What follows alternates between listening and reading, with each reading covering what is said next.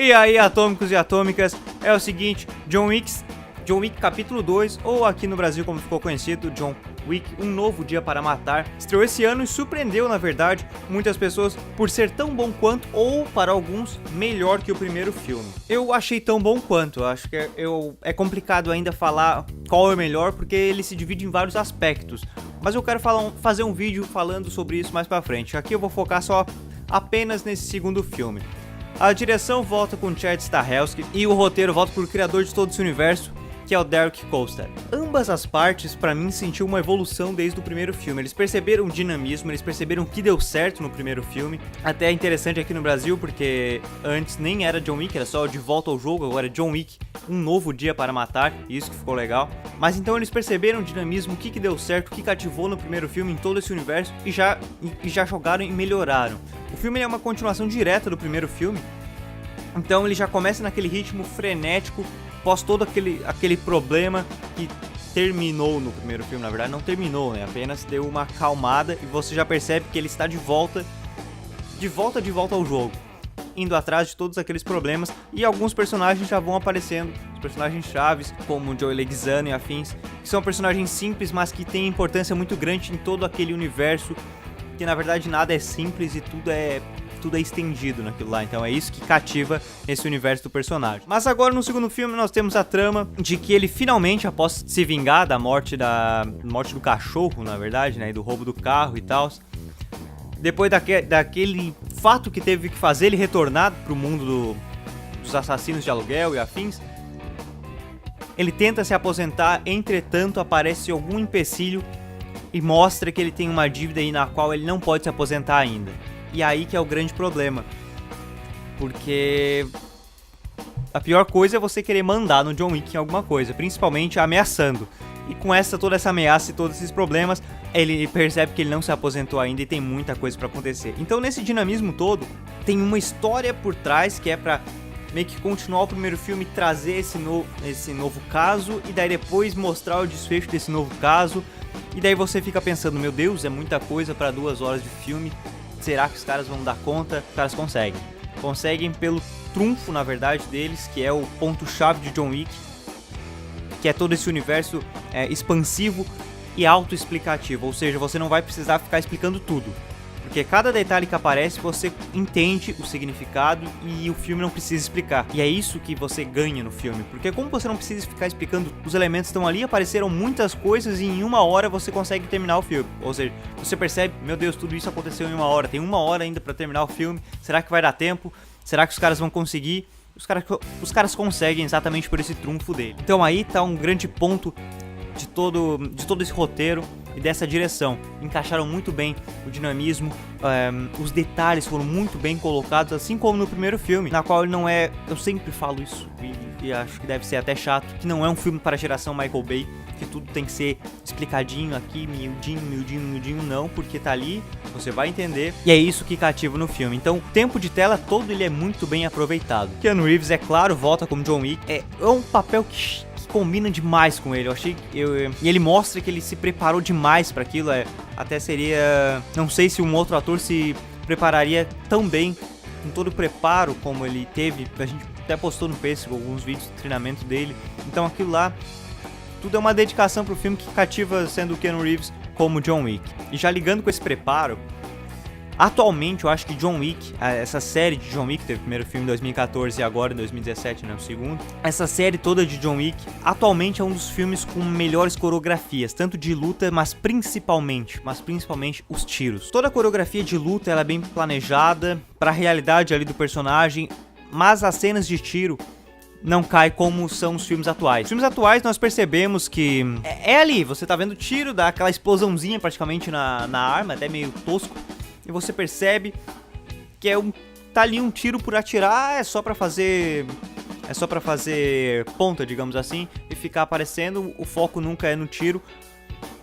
Enfim, eu não me expliquei direito. É o seguinte, tá ali só o tiro por ser um objeto do personagem. Você nunca vai ver a arma com um ponto importante. Você olha, o cara tem uma arma, ele vai matar alguém, ok, você entende isso e tal, mas nunca tem uma profundidade nesse elemento. E até para alguns pode parecer estranho, tipo, pra que vai ter profundidade? Mas em John Wick, toda vez que ele tá com a arma, você percebe tanto o preparo do Keanu Reeves, quanto você entra, parece que é você que tá atirando. Então todo erro, todo acerto, você sente aquilo ali. Porque a cena toda ela é tão intensa e tão bem feita, a coreografia do tiro, que você é o personagem. Você se sente ali em um jogo, cada momento que ele mira, que ele se prepara, você tá ali angustiado. Quando ele acerta, você se alivia e sente como se você tivesse acertado o tiro. E quando ele erra, você fica preocupado e você percebe, você sente até o número, na verdade, você percebe o número de balas. Só pra você ter essa noção, peraí, já foi tantos tiros, ele falou que só tinha 7 balas. Você começa a prestar atenção nisso. E em outros filmes é deixado de lado. Talvez até por tempo de tela, mas aqui pode, cara. Porque o aproveitamento do roteiro e tudo mais é muito bem feito. Então, aí que eu digo que o Ted Stahelski e o Derek Kolstad, eles têm uma sincronia, uma sintonia tão boa, que esses detalhes enriquecem demais o filme. Então é isso que eu queria deixar bem claro, que atualmente pra mim, John Wick tem uma das melhores sequências, tanto de luta, mas principalmente de tiro. E isso falta. Falta quando você bota explosão ou tiro só por botar. Quando você faz isso muito bem feito, enriquece demais o filme. Assim como eu comentei do Joey Leguizamo, outros personagens do primeiro filme vão aparecendo, assim como é o caso do Lance Reddick, que ele é aquele recepcionista do Continental, que é o hotel, tem suas leis próprias lá e afins. Ele volta sempre com aquela... É um personagem que aparece pouco, mas toda vez que ele aparece, ele te cativa, cara, porque ele é um personagem todo posudo, digamos assim, eu adoro esse termo, posudo, e ele gosta, na verdade as pessoas gostam do John Wick, por mais que ele quebre certas leis, e ele é uma pessoa única, né? Então, é um personagem que aparece pouco, mas o Lance Reddick tem uma carisma muito bacana, e é sempre bom, na verdade, até quando saiu as fotos e tal, eu já queria ver ele. Eu sabia que seria poucos momentos que apareceriam, mas que sempre são muito bacanas. Mas nós também temos vários personagens que foram introduzidos agora nesse segundo filme, que é o caso do personagem do Riccardo Carmaccio, da Claudia Gerini, que eles são dois irmãos italianos, que eles estão dominando ali a máfia em Nova York, e acaba sendo aquele problema familiar, que, ok, nós estamos no poder, mas eu queria mais poder que você. Então isso começa todo uma subtrama que se liga diretamente com o caso do filme. Obviamente eu não vou contar para não dar tantos spoilers, mas os dois foram muito bons. A Claudia Gerini é uma atriz italiana, apareceu até pouco, foi mais no início ali do filme, mas ela tem uma personagem-chave. E o Riccardo Carmaccio interpretou um bom vilão, na verdade. Tipo, aquele vilão que te enche o saco, que você fica irritado, assim como ele tá o problema ao John Wick, você se irrita por tudo que ele faz. Ele é até, vamos dizer que é aquele vilão mimado, sabe? Mas isso ele passou muito bem. A ideia era passar um nojo do personagem, ele conseguiu passar muito bem, isso é interessante. E aí, outro personagem muito bacana é que nós temos de volta Lawrence Fishburne e Keanu Reeves trabalhando junto. Lawrence Fishburne, cara, ele fez um personagem muito bacana. Que até no trailer aparece a fala dele. The legend, myth. E afins. É um personagem muito bom, cara. E aí que você percebe que eles em dois filmes, eles têm um potencial e uma capacidade de botar qualquer personagem sendo qualquer coisa, que naquilo ali vai fazer sentido e vai ficar muito bom mesmo. Lawrence Fishburne interpreta o Bowery King. Digamos que ele também, assim como Morpheus, ele tem a visão de tudo.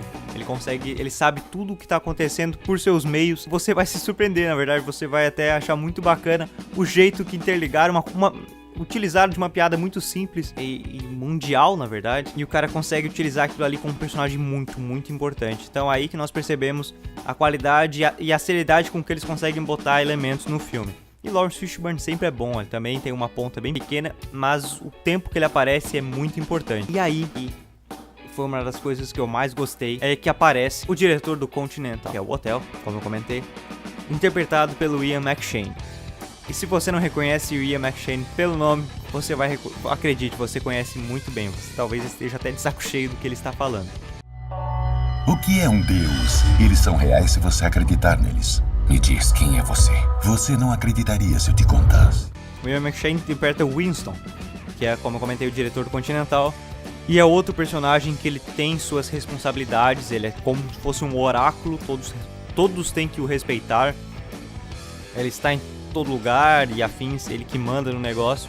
Mas nós percebemos como ele puxa pro John Wick, ou seja, ele tem uma admiração tão grande pelo rapaz que ele não vai interferir em nenhum momento. Ele não pode interferir em dívidas e afins dos assassinos.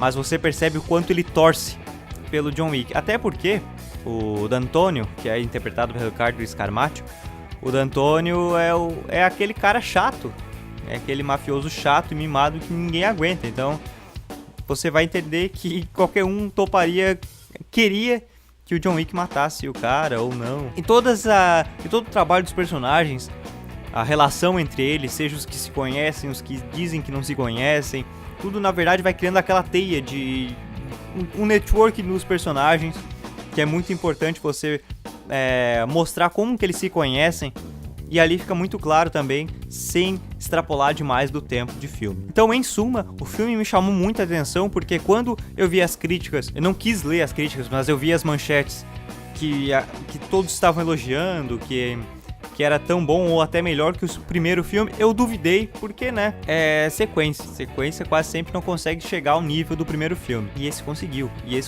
continuando ali no início, criando uma trama nova, conseguiu muito bem. Acabou de desligar a tela ali atrás, né, eu acabei de perceber isso, e continuou direto ali do primeiro filme, e criou essa nova trama que vai se prolongando, vai se esticando, e você vai percebendo que tem muito mais coisa a acontecer.